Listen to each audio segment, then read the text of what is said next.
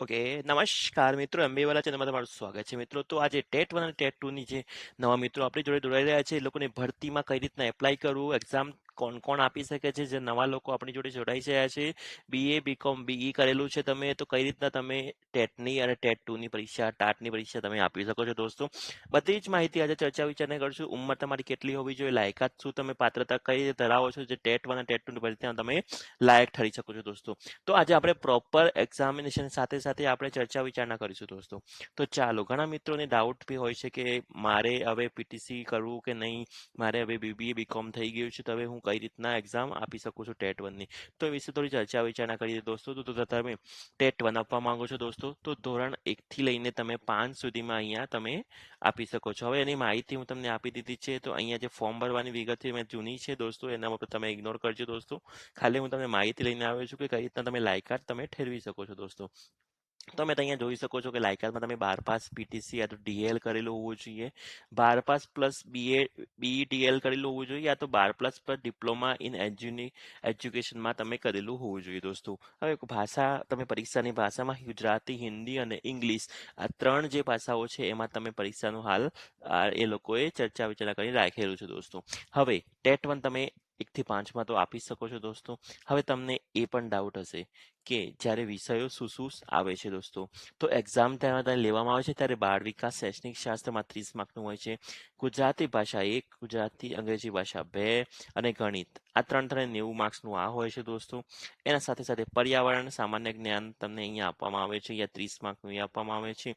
એમ કરીને કુલ 150 માર્કનું તમારું એક્ઝામિનેશન રહેશે દોસ્તો. હવે આ એક્ઝામિનેશનનું માળખું તો તમને ઘટી ગયું. 150 માર્ક, કુલ 150 મિનિટ, 150 માર્ક પ્રશ્નો, 120 મિનિટ રહેશે તમારી દોસ્તો. તો આ ટેટ 1 નું હતું દોસ્તો. હવે ટેટ 1 માં તમને સમજણ તો પડી ગઈ કે કોણ કોણ ટેટ આપી શકે છે, એક્ઝામિનેશનમાં શું આવશે અને એક્ઝામ કોણ કોણ આપે છે. ઉંમર હું તમને લાસ્ટમાં બતાવીશ દોસ્તો, ઠીક છે. હવે ચાલો આપણે ટેટ 2 વિશે થોડું મહત્વનું કરી દઈએ દોસ્તો. તો ટેટ 2 એક્ઝામ કોણ કોણ આપી શકે, તો ટેટ 2 માં તમે જોશો કે ધોરણ 6 થી 8 ના મિત્રો, જે લોકો 6 થી 8 માં જે મતલબ ભણાવવા માંગે છે, એ લોકો ટેટ 2 આપવા માંગશે.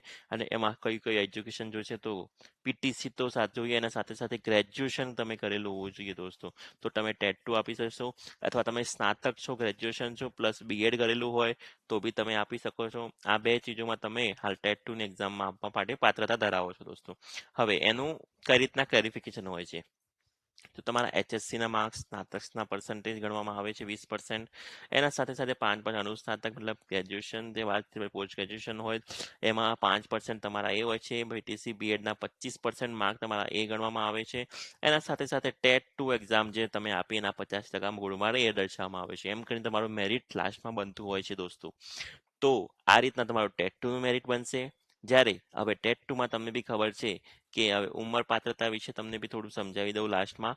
તો આપણે એ બી તમને બતાવી દઉં. એના પહેલા કોમર્સ, કોમર્સમાં તમે જોઈ શકો છો આર્ટ્સમાં ભાષા અને સાયન્સમાં મેથ્સ સાયન્સ. તો આ રીતના તમે એ રીતના ભાષાનું પણ એ રીતના ચૂઝ કરી શકો છો ટેટ 2 માં.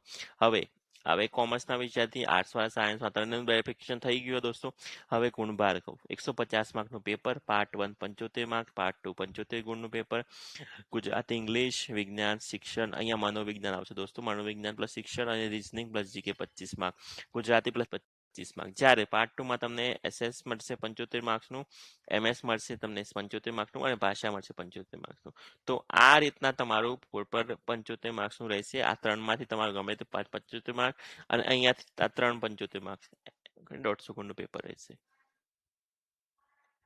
વયમર્યાદામાં જનરલ પુરુષ 35 વર્ષ, જનરલ મહિલા 40 વર્ષ, કેટેગરી 40 વર્ષ અને કેટેગરી મહિલા 45 વર્ષ. આમ કરીને તમારું દિવ્યાંગ મહિલાઓ માટે 45 વર્ષ. તો કેવો લાગ્યો તમને વિડીયો દોસ્તો? લાઇક, શેર, સબસ્ક્રાઇબ કરી તમારા ગ્રુપમાં જે લોકોને મૂંઝવણ છે હજુ બી ટેટ 1 ટેટ 2 માં. ધન્યવાદ દોસ્તો. એમબી વાળા જોડે જોડાઈ રહેજો, સબસ્ક્રાઇબ કરવાનું ભૂલશો નહીં.